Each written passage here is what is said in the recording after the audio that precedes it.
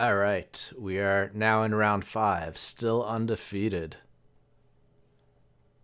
Our opponent is Wonder Pro, who typically plays combo decks, so we probably want to try to keep a hand that has some kind of early interaction. Looks like we win the die roll, and we've got double force. So, alright, we'll keep this. And we're just going to say land go. Opponent will also say land go. We will draw a land and say land go. And they'll EOT brainstorm.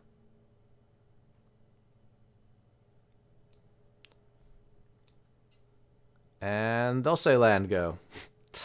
Alright, we'll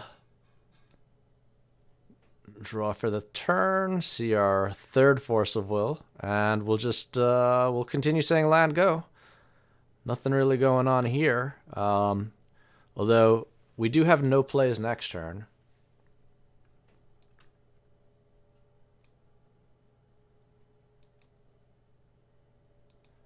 They're going to... Alright, so they shuffled after their brainstorm, and then they played a ponder and passed the turn, which they shuffled off of.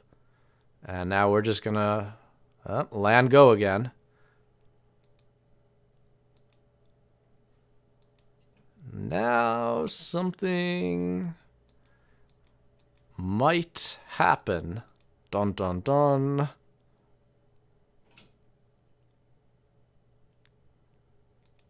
Yeah, so they play their fourth land. Now they've got 3 Cs.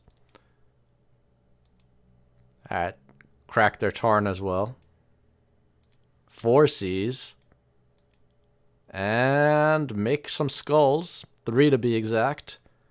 Which casts Doomsday. Alright, we've got, what, 1, 2, 3 Force of Wills? Mind you, we can only use 2 of them.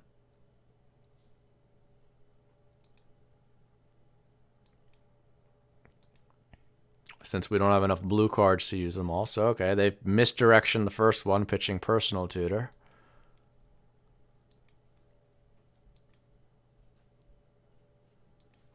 We'll go for a second one.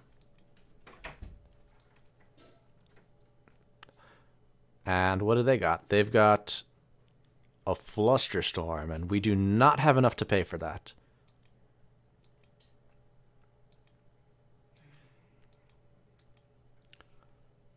All right. So they're going to get their Doomsday.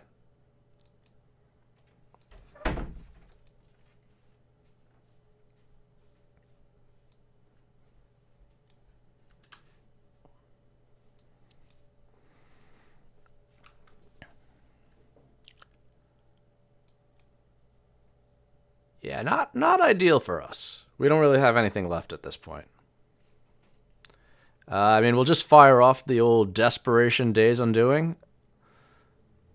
They've got 1 card left in the library and 8 cards in hand. Yeah, that'll just do it. I mean, even if we plow it.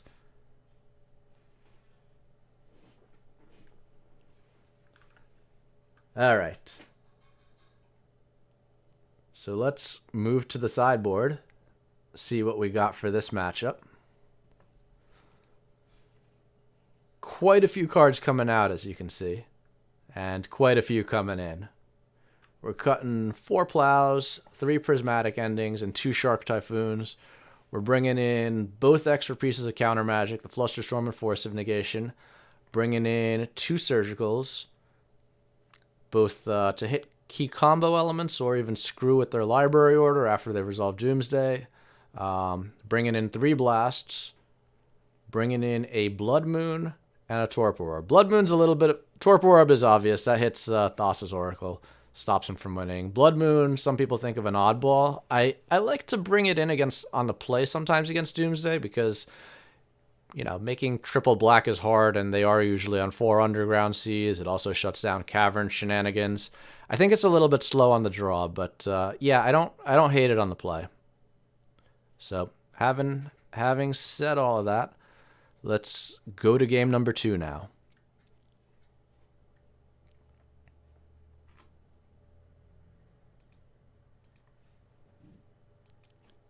So we'll be on the play. Keep this.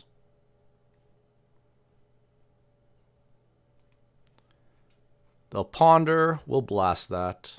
I mean, that's what the blasts are for mostly, to hit blue cantrips to stop them from assembling their combo turn quickly. I mean, in this case, it also will help with combo wars. I mean, counter wars, but generally against combo decks, the main purpose of blast, well, I shouldn't really say that against all combo decks. Against Sneak and Show, for instance, you do stop show and tell, but against a lot of combo decks, the main purpose is really just to hit the cantrips to stop them from assembling something coherent quickly. So yeah, we're just going to go land go here. And they're going to go land go as well. All right, so here we're going to hit a surgical. Play our land. Pass the turn. We've got 2 breachers and 2 forces. We'll try to save a breacher maybe. Let's see what happens. So they're going to go EOT Brainstorm here. And my thought process is, all right, let's surgical them. Basically to see what they have in hand.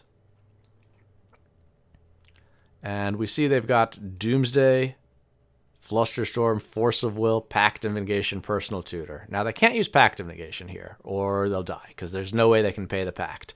They do have Force of Will and Flusterstorm. I probably shouldn't have forced the issue here with Hullbreacher, given that we can't win this counter war, but I ultimately end up going for it anyways. So we play Hullbreacher. They're going to force.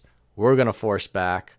They're going to fluster. And I guess the one benefit is we've traded 3 cards for 3 cards, and they don't get to shuffle after their brainstorm. Although I guess really we've traded 4 cards for 3 cards because we also used that initial surgical. So yeah, it's not a great trade, but that's how it plays out. And again, it was a couple of weeks ago, so I don't remember my thought process. It's possible I thought maybe I would have been able to use the second force and then realized I didn't have enough things left to pitch. Well, anyways, we know they had the Doomsday. So yeah, they're obviously just going to go off with the Doomsday here, and we can't stop them. And here, I think we make another mistake where we draw a land, and we commit a little too early with the Hullbreacher, I think, on my main phase. This allows them to... They've got 1 card in hand. If it's Street Wraith, they can use it. I guess if it wasn't Street Wraith and they top decked a cantrip, I could also get punished like that, but... Alright, so we use it. Now they cycle Street Wraith. Now they have 5 cards left in their deck. And now they can just win.